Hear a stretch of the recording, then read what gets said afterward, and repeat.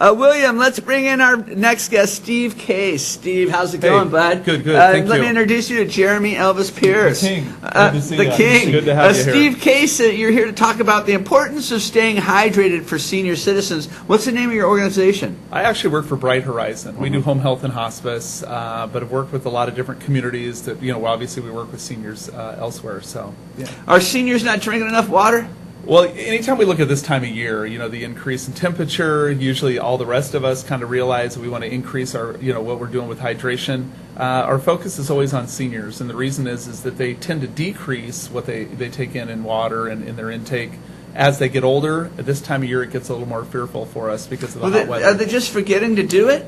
There's about 3 different areas that we could probably identify as why they don't do it as often. But one of them would be that they just they don't feel the need to. Where we kind of say, oh my gosh, my mouth's dry. Like right now, so I'll take a drink of your water you've got. But they just don't see that, and they don't feel the need for it. And also they identify that with, like we all do, going to the restroom. Going to the restrooms become more difficult, or if they're having problems with incontinence, they tend to shy away from water. Thus, makes it very difficult for them to stay hydrated, and blood pressure becomes affected because of that.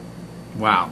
Yeah. Now, how long have you been at this? About 8 years. Working with seniors, obviously with different communities, and I actually just identify everybody over the age of 60 as a senior. I mean, I hate to do that because I'm getting up close to 50, and I say the same to myself. What we intake in water really has to increase rather than decrease as we get older. How old are you now, Elvis? I'm not saying, man. I'm not a senior just yet. What's the amount of water that a senior should be drinking per day? Honestly, if they're taking more than 16 ounces, they're going to be in a safe zone. And I know that doesn't sound like a lot. Just 2 8-ounce glasses of water? Absolutely right, yeah. And again, that would be an adequate amount for them. What we find out about most seniors is they drink less than 8. And it's because a concern for them because even just swallowing pills and breaking the pills up in our stomach, it takes a lot of water to do that, and then obviously circulate those through our body. But if they're taking pills with a little bit of water, could there be some bad side effects to that? Absolutely, there is. Yeah, there's a lot of different side effects. Well, a lot of us can use like body fat to break up the pill, but a lot of them are actually only broke up by water, so they tend to store in our stomach, and then they'll end up with a lot of stomach problems. And then what we see, obviously, in the hospice and the home health side is people with some real different changes in their body. Maybe they've been battling cancer or things like that. What we know with the effects of water are that they offset that. So we look a little bit more longevity and quality of life, which isn't a phrase we hear a lot in hospice, but it's definitely what we do for a living, and that's work with people on their quality of life. And that comes from just an increase in hydration and just water intake. And so I find with people, and we teach the family a lot, don't give them a big 32-ounce glass of water. That's called defeating somebody. They look at that and say, I can never finish it, so they won't drink any. If you give them a 4-ounce glass of water, a tiny glass of water, they'll drink that. And then they'll drink another one, and then they'll call their daughter and say, I drank 2 glasses of water today. It's 8 ounces of water, but God's honest truth was it was more than they would give if I gave them a 32-ounce glass. Wow. Yeah. Wow. Now, what other things should senior citizens be aware of, during the heat? Yeah, I mean, obviously staying out of the heat. Like out of the direct sun? Yeah, but one of the ironic things I hear, and I work with a lot of people over the age of 90 as well, is I'm really worried about skin cancer. Honestly, you don't really need to worry that much about skin cancer if you're over the age of 90 and don't have a diagnosis of that, because it's probably not going to be your end all. And so I kind of tell them, get out the sun. Sun is good. So we do tell a lot of them, enjoy some sun, but they're so identified with the sun as being a harmful thing to them. Yeah, that we but some of them, it could really knock them back. I know last year after I had my strokes, it was during the summertime, and when I get out in the sun, I just feel like, oh man, this is really just draining me real fast. It is, yeah, and it'll make you tired, but you're not old. Yeah, well. Yeah. So anyway. Huh? How old are you? Well, honestly, I'm 51.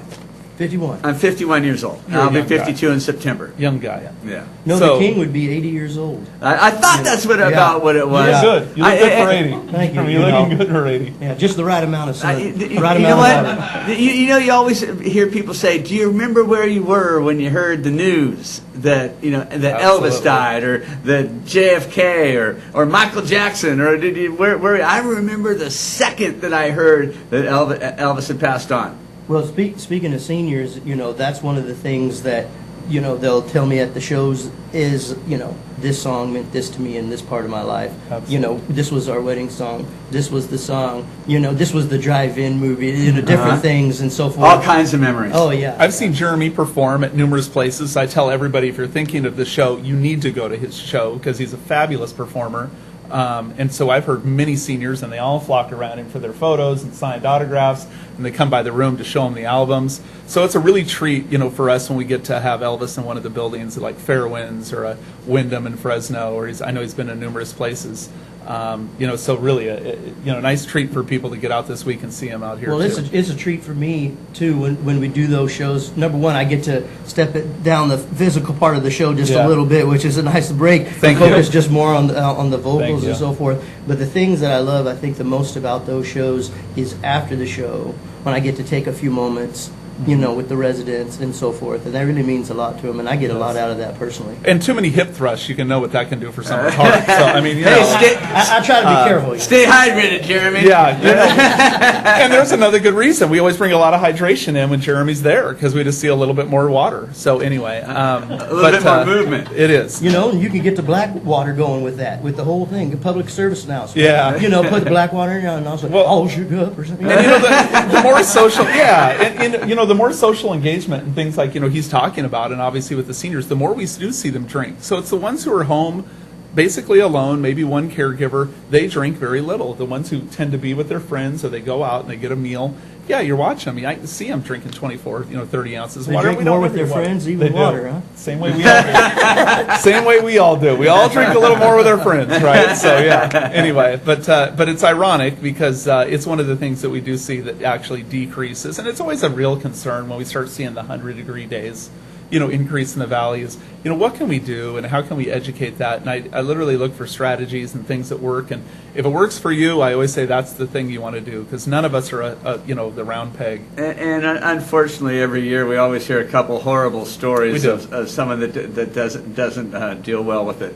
I do. Yeah, So, absolutely. Yeah.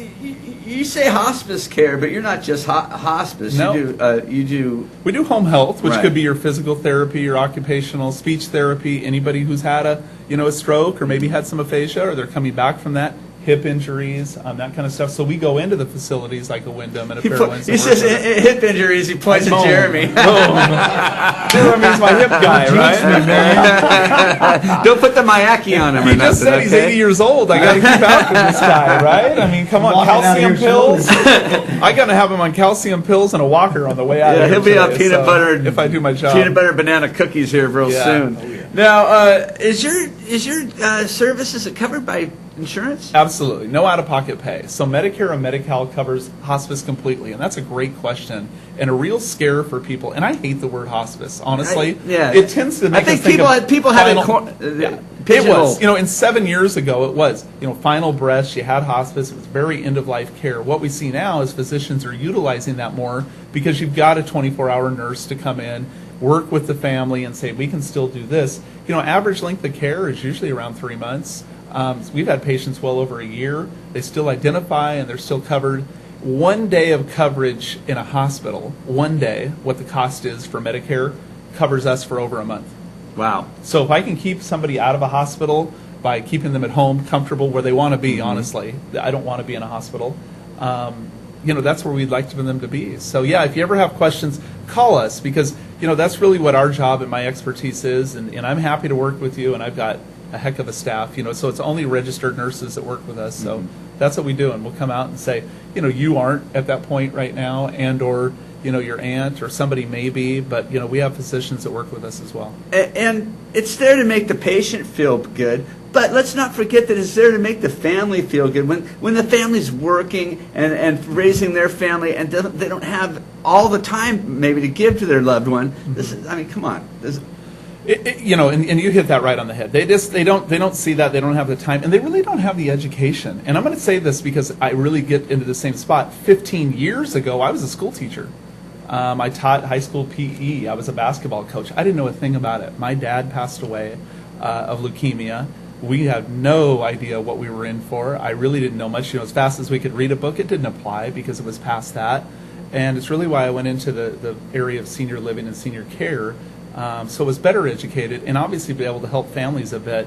And again, I never say, what I know is this, or I know what you're going through. I don't know. I don't know the severity that somebody goes through when they're mourning, or how they feel when somebody's passed, or how they feel as they go through this. But what I can do is say, this is what we have noticed, this is what we can work with, and utilize the resources that we have to help somebody cope with that. And that's really what we do. So, I always say, don't say, oh, well, he thinks he knows. I don't know a lot, trust me, but I know enough to get you in touch with the right people. In the event of an emergency, it sure would be nice to have a professional there. I agree. Thank you, yeah. Steve Case, how do they get a hold of you, buddy? Of course, my phone number's on the screen you've got down there. I'm the administrator at Bright Horizon Home Health and Hospice, and feel free to ask us with any questions you have for senior needs. Between myself and our social worker and our office staff, we'll get you in touch with the right people. Either that or go to Elvis's show, because I'm sure I'm going to be there tearing it up too. So, all right. Right? Yeah. All right, Steve. Always good to see you, always buddy. a pleasure. Thank you very much. Thank you, King. Hey, we're going to take a quick commercial break. When we come back, more music from Jeremy Pierce. Stick around.